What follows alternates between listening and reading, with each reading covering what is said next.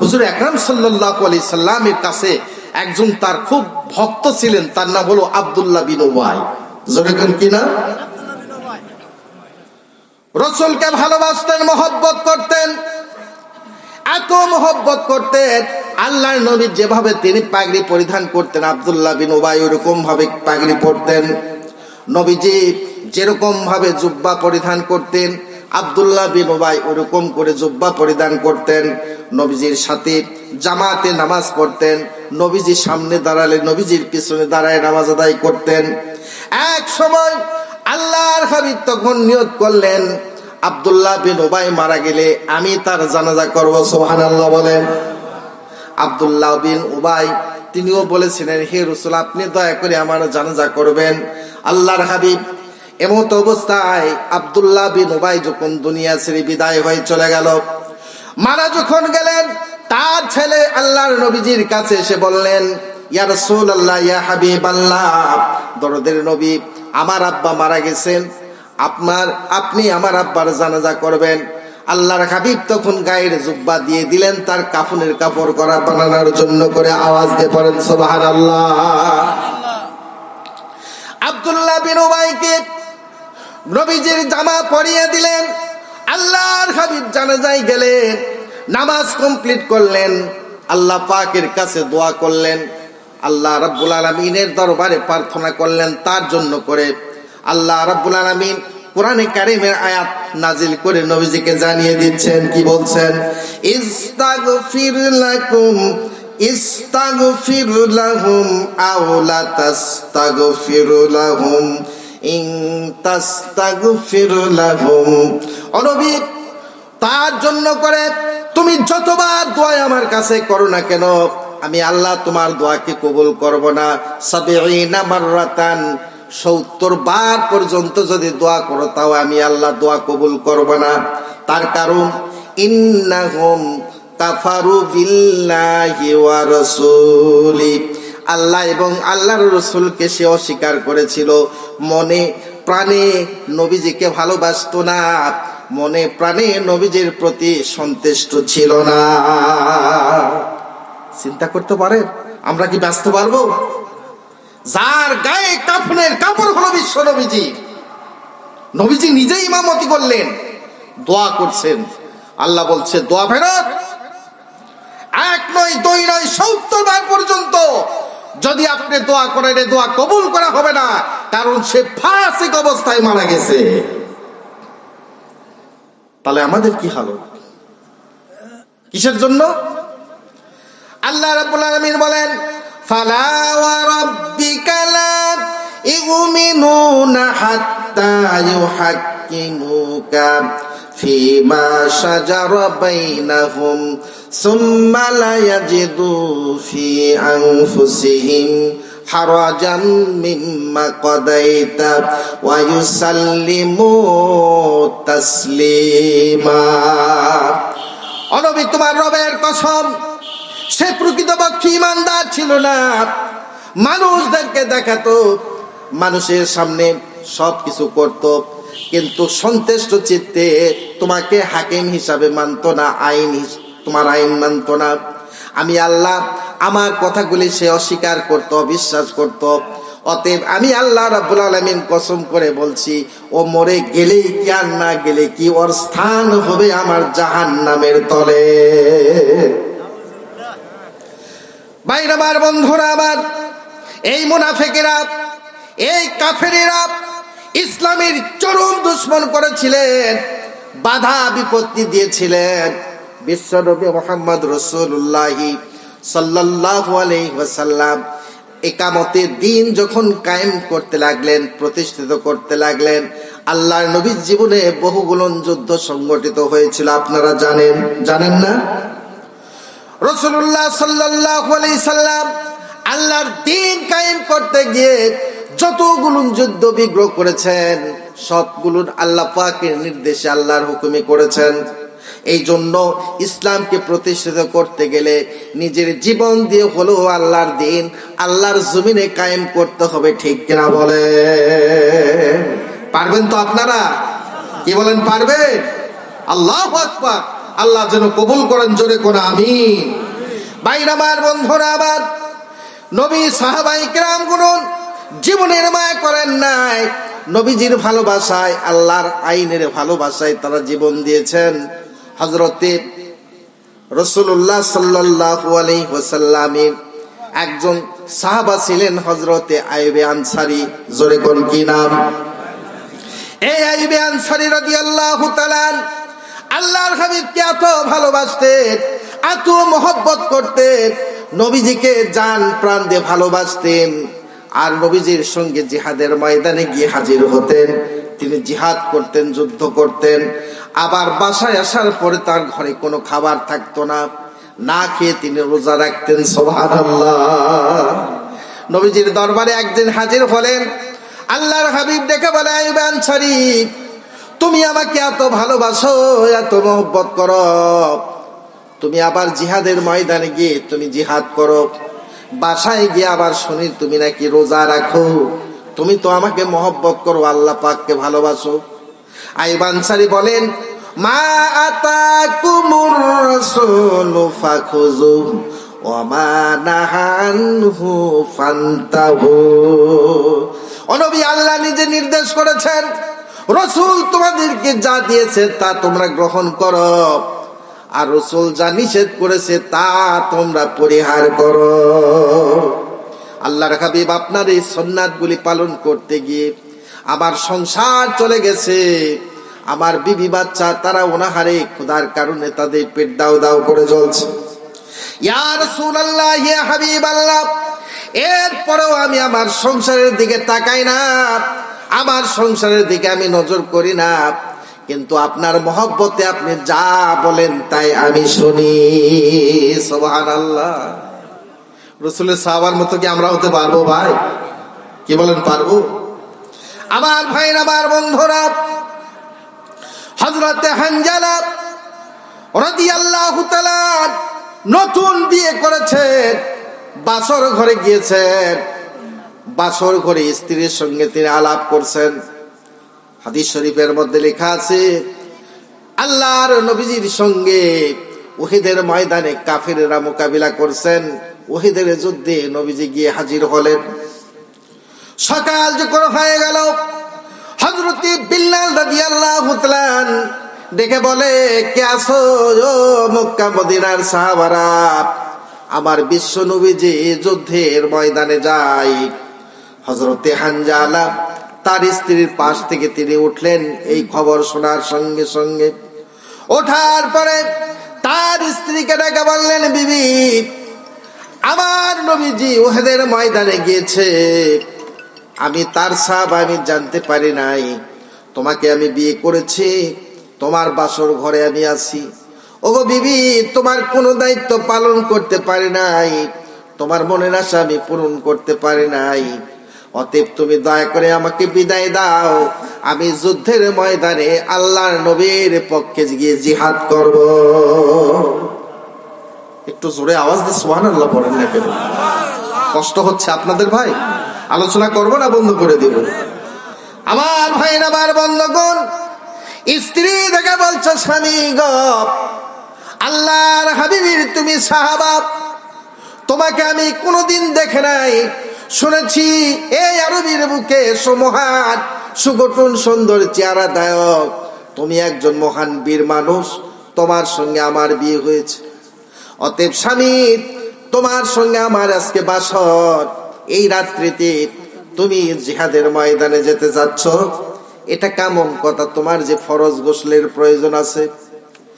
হযরতে হানজালা ডেকে বলছেন, হ্যাঁ বিবি, সত্যি তো আমার ফরজ গোসলের প্রয়োজন আছে, কিন্তু বিবি আমি এই মুহূর্তে ফরজ গোসলের অপেক্ষায় যদি আমার ঘরে থাকি, আর আমার দরদের নবী যদি যুদ্ধের ময়দানে শাহাদত বরণ করে, হাসরের ময়দানে আমার এই ফরজ গোসল কোন কাজে লাগবে?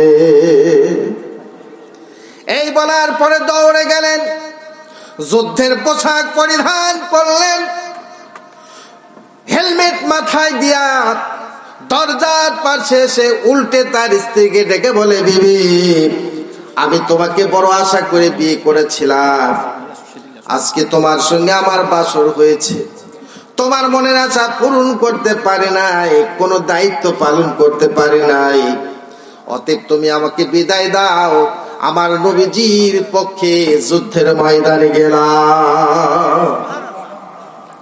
হযরতে হানজালা দৌড়ে দৌড়ে উহুদের প্রান্তরে গিয়ে দেখে শত শত তীর আমার নূর নবীজির শরীরে লাগতেছে। আল্লাহর হাবিব তিনি দাঁড়িয়ে আছেন, এমত অবস্থায় পিছন দিকে দৌড়ে গিয়া নবীজির পাশে দাঁড়ালেন। পিছনের তীরগুলি, এই তীরগুলি তিনি দুহাত দ্বারাই ধরতে লাগলেন।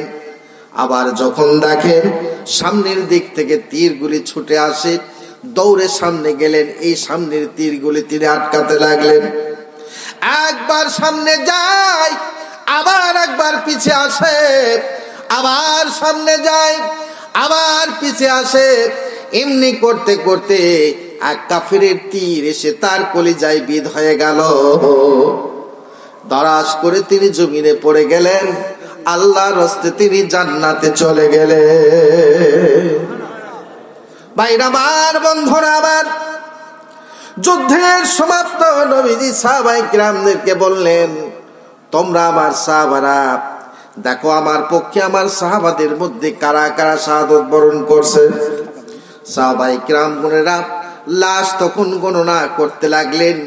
এমত অবস্থায় নবীজি দেখছেন একজন বোরকা পরিহিত মহিলা দাঁড়িয়ে আছে। আল্লাহর হাবিব ডেকে বলে, কে গো, কে তুমি, কোন জায়গা থেকে এসেছো?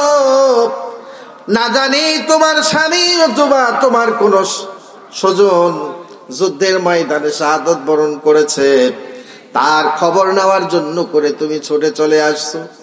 মেয়েটি চোখের পানি ছেড়ে দিয়ে কাঁদে আর ডেকে বলি, ইয়া রাসূলুল্লাহ, ইয়া হাবিবাল্লাহ, আমার স্বামী তিনি আমাকে নতুন বিবাহ করেছেন, আপনার মহব্বতে বাসর ঘর থেকে এই জিহাদের মাঠে হাজির হয়ে গেছে।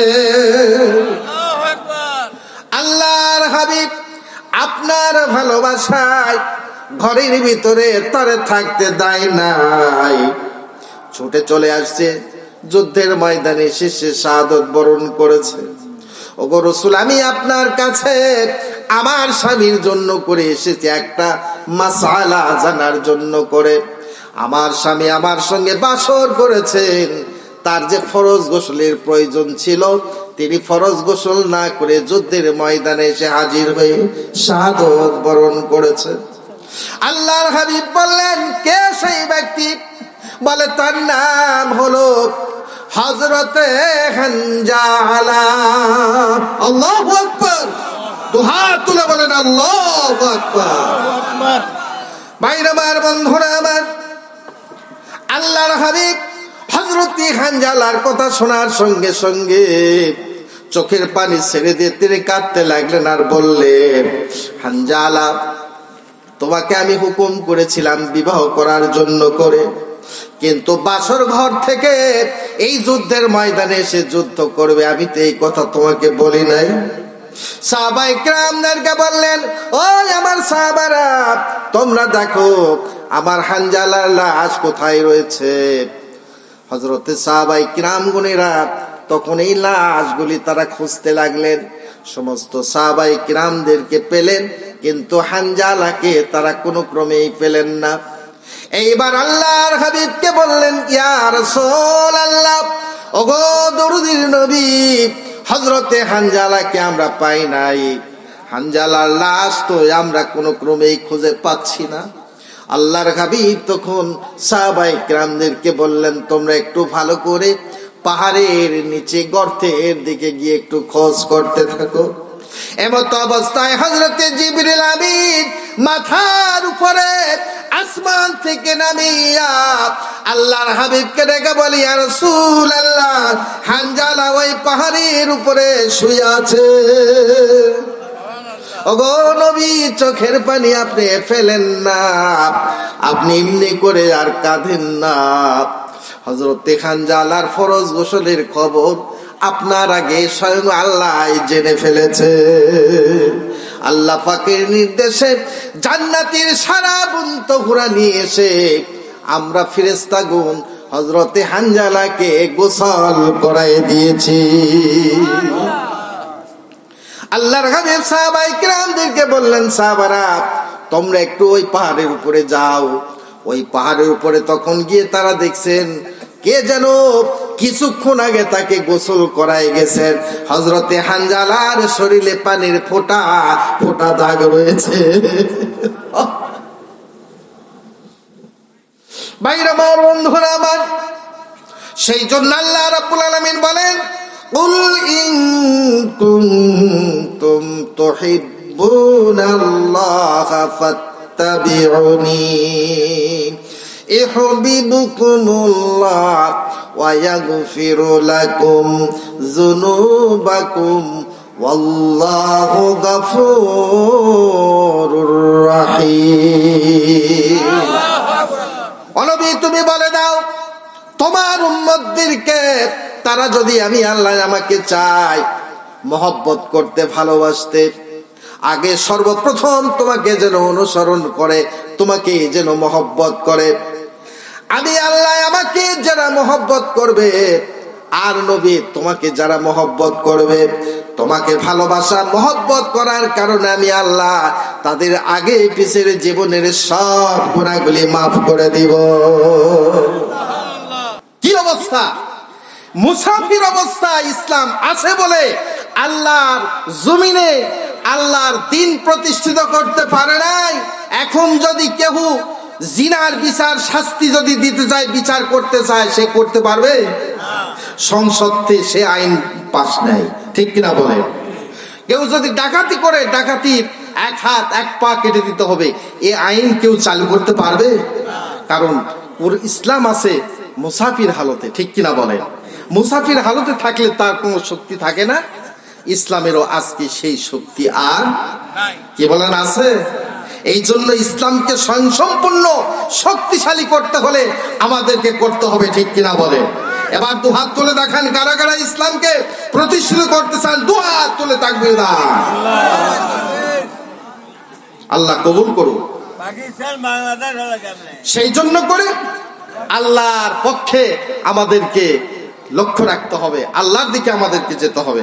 রাসূল পাক সাল্লাল্লাহু আলাইহি সাল্লামের সাহাবারা এই ইসলামকে প্রতিষ্ঠিত করতে গিয়ে, আল্লাহর আইনকে প্রতিষ্ঠিত করতে গিয়ে তারা জীবন দিয়েছেন। কি কথা ঠিক না? আর আজকে আমরা হজ করছি, যাকাত দিচ্ছি, সবকিছু করতেছি, তারপর আবার বলতেছি ইসলাম নাই। কে বললো ইসলাম নাই বাংলাদেশে? তাহলে যদি ইসলাম বাংলাদেশে থাকে তাহলে জিনার জন্য সঙ্গে ছাড় করেন পারবেন? ডাকাতের হাত কাটতে পারবেন? মদ বন্ধ করতে পারবেন? সুদ বন্ধ করতে পারবেন? কোনো কিছু বন্ধ করা যাবে না। আর এই বন্ধটা করেছিলেন বিশ্ব নবী 1400 বছর আগে মুহাম্মদুর রাসূলুল্লাহ সাল্লাল্লাহু আলাইহি সাল্লাম। আজকে যদি কোরআনের আইন চালু থাকতো তাহলে জিনা, ব্যভিচার, ধর্ষণ, খুন, হত্যা আমাদের সমাজে কোনো ক্রমেই হতো না, ঠিক কিনা বলেন? কি হতো? এই জন্য আল্লাহ বলছেন ওয়া আনিকুম বাইনাকুম বিমা আনজালাল্লাহু ওয়ালা তাত্তাবিউল আহওয়াউকুম। তোমরা যখন বিচার ফাইসালা করবে আমার কোরআনের আইন দ্বারাই তোমরা বিচার ফাইসালা করো। কার আইন? আচ্ছা বলেন, কোরআনের আইন দ্বারা কি বিচার হয়? এই যে ব্রিটিশের আইন, আল্লাহর কোরআনের আইন হলো হত্যার পরিবর্তে হত্যা, ঠিক কিনা বলেন? আর ব্রিটিশের আইন কি হলো? 6 মাস জেল, ঠিক না মিথ্যা? এই জন্য এই সমাজে আল্লাহর ওহীর জ্ঞান প্রতিষ্ঠিত করতে হবে, কোরআনের আইন প্রতিষ্ঠিত করতে হবে। রাসূল আকরাম সাল্লাল্লাহু আলাইহি সাল্লাম কোরআনের জ্ঞান তিনি মানুষের মগের ভিতরে আগে ঢুকাই দিয়েছেন। 13 বছর লেগেছিল তার সময়, তারপরে তিনি আইন প্রতিষ্ঠিত করেছেন। সুবহানাল্লাহ।